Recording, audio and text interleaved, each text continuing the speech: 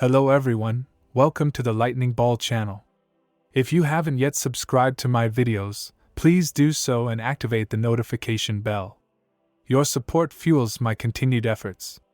In our previous episode, we discussed how the great mage Gadra of the Eastern Empire, along with 3 individuals from another world, defected to the Monster Federation.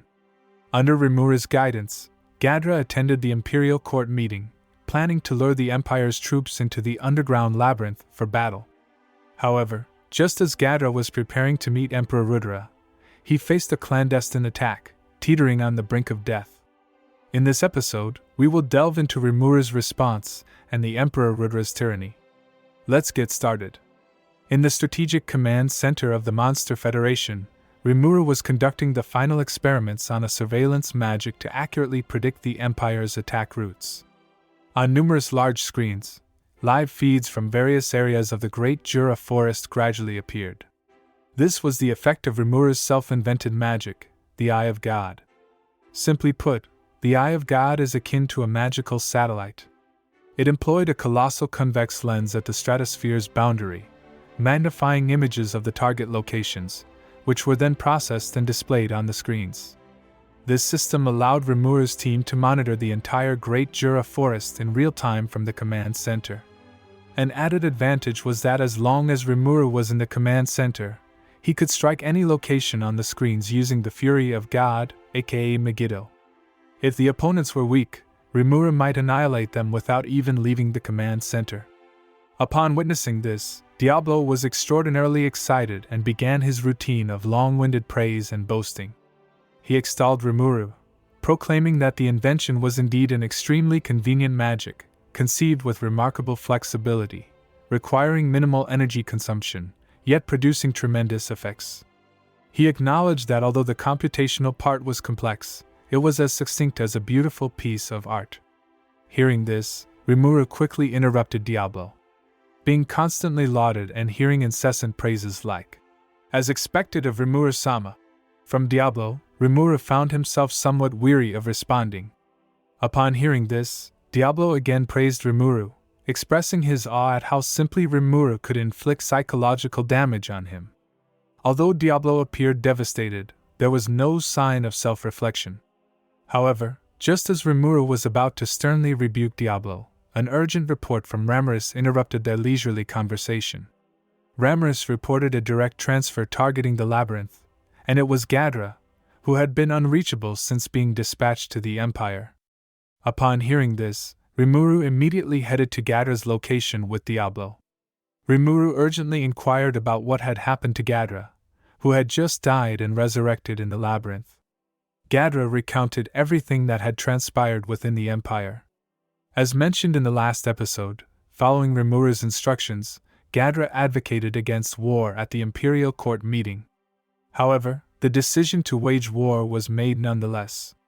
Preparing to meet the Emperor and directly admonish him, Gadra was unexpectedly stabbed from behind in the Emperor's palace. Fortunately, having preemptively applied a transfer magic on himself, he managed to return to the labyrinth just in time to be saved by a resurrection bracelet. As he recounted this, Gadra showed his cloak, punctured in the back. The corrosive-like traces surprised even Diablo, indicating it wasn't a mere physical attack but something that directly broke through Gadra's defensive spells. Diablo noted that the perpetrator must be exceptionally powerful and that they should collect more information and remain vigilant. Based on the information Gadra brought back regarding the Empire's million-strong army and their 3-pronged attack strategy, Rimuru and his commanders convened a pre-war meeting, resulting in the following countermeasures. Firstly, Gadra's 1st Army Corps and Gabra's 3rd Army Corps were tasked with evacuating civilians from the front lines, then assisting Gazel's army and Dworgen Nation with defense and offense. Secondly, Geld's 2nd Army Corps and Benimaru's Kurenai were responsible for repelling the enemy forces that had entered the Jura Forest and luring them into attacking the underground labyrinth. Thirdly, Masayuki's volunteer army was to serve as a morale booster for local citizens, remaining in the Monster Federation to soothe the residents.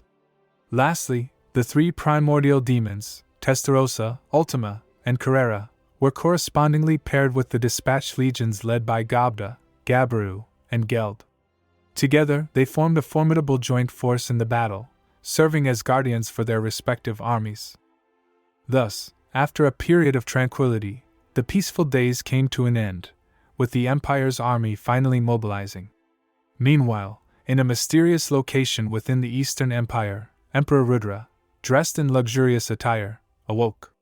Seeing Rudra awaken, the Empire's marshal, the breathtakingly beautiful blue-haired scorched dragon Velgrind, revealed a delighted expression. Rudra inquired about the Imperial court meeting, and Velgrind reported that the Empire's expedition plan had begun. Rudra mentioned that he knew Gadra would surely oppose the plan. Velgrind nodded, smiling, and remarked that the old man was pragmatic, well aware that weapons obtained from another world were incapable of harming true dragons. This obvious fact was well understood by both the Emperor and the Marshal. However, the Emperor's purpose for waging war was evidently different. Through this war, he intended to let the world, especially Guy, know that Rudra was the king of this world. A serene smile appeared on Emperor Rudra's face as he and Velgrind discussed their predictions for the war's direction. Velgrind stated that they would undoubtedly be victorious this time, emphasizing the necessity to drive out the dwarves hiding in their caves, crush the overconfident new demon lord, awaken and control Velgrind's sleepy and foolish brother Veldora, and ultimately compel Guy to recognize Rudra as the world's absolute ruler. Velgrind, the immortal dragon symbolizing flames and scorching heat, was one of the 4 true dragons and the elder sister of storm dragon Veldora. Calmly, Velgrind speculated that, given Veldora's personality, he would certainly attack the Empire's army. However, she felt that her mischievous brother seemed to be in an unusual state. Even though the seal should have been released, she couldn't detect Veldora's ferocious demonic aura, suggesting that he might not have fully resurrected.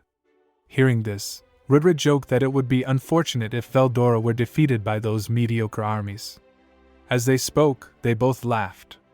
To them, the success or failure of the battle wasn't truly significant.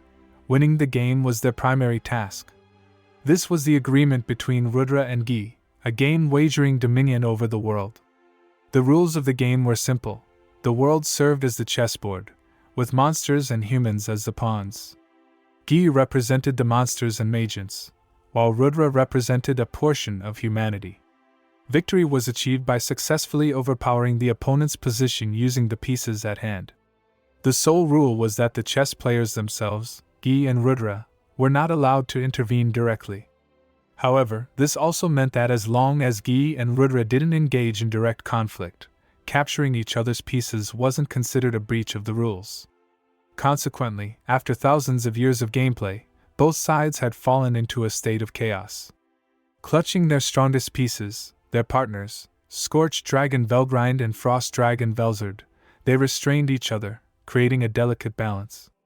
However, there were unstable elements in the game, including the last true dragon, Veldora, and the primordial demons. These illogical entities possessed tremendous combat power, and recruiting them would significantly increase the chances of victory. Additionally, the Western nations had formed a united front led by hero Gran Bel Rosso after Rudra unified the East. On the other side, the unification by Luminous of the Holy Empire Rubrios and the activities of Hero Cronoa over the past 2,000 years had made attacking the Western world exceedingly difficult. Therefore, Rudra had been accumulating power and increasing his pieces over the years. With the 7 luminaries dead and the military strength of the Luminous sect known, and with Gran Bel having passed away, there was no doubt that now was the best time. Returning to Velgrind's perspective, she inquired about Rudra's current condition. Rudra confidently stated that everything was ready. His ultimate skill Lord of Justice was prepared. More specifically, Rudra's skill Army of Angels, Armageddon were now readily available, with Regalia Dominion being foolproof. As long as Veldora focused on battle, Rudra could dominate and incorporate him. Army of Angels, Armageddon was Rudra's ultimate power, with stringent conditions for activation and a lengthy cooldown period once used. One reason the Empire's army had not mobilized for a long time was to wait for Army of Angels, Armageddon to cool down. The result of the wait, however, was the demise of many who had been seen as obstacles. Rudra's confidence in victory was, in a sense, natural. However, to fully unleash these powers, Rudra's mental fatigue was nearing its limit. Unlike Demon Lord Gi's infinite lifespan, human life had limits, and to surpass these limits, one had to reincarnate several times, inheriting self and memory while continuously accumulating power. The consequence of this was the consumption of the soul and mental exhaustion. Of course, Rudra also had another option to select a unique method of reincarnation. If he sired a prince, this offspring would fully inherit Rudra's skills, power, and knowledge. In a sense, the prince would essentially be Rudra, continuing his existence. This method was known as the eternal lineage. While Rudra could arrange a period of rest, passing his powers and knowledge to his offspring, this would create a gap of several years, the time it would take for the prince to grow from a child to an adult. Rudra was reluctant to do so. His powers were fully unleashed, all pieces were in place, and time was of the essence. He had to settle matters with Gi once and for all. Seeing the increasingly weary Rudra, barely holding himself up, Velgrind couldn't help but feel a deep sense of sorrow. Sensing Velgrind's concern, Rudra assured her that there was no need to worry about such matters. At least until the world was under his dominion, Rudra vowed not to fall. Velgrind, looking at the confident yet overbearing Rudra, was told not to wear a sad expression. They should use this victory to smoothly end everything, with Velgrind only needing to witness the Emperor's domination. Having said these words, the heroic Emperor Rudra let out a laugh brimming with arrogance and pride. That overwhelming aura, as if piercing through everything, was the very epitome of a ruler's demeanor. Observing Rudra like this, Velgrind prepared herself for what was to come. She would bring down the rain of mercy, spreading peaceful death to the world, exterminating those who hindered Rudra's domination. Velgrind, uttering these words, gently embraced Rudra. A month later, the Empire's grand army approached, with 2,000 Magitanks arrayed flawlessly at the foot of Dwargan Nation's mountains, as if to show off.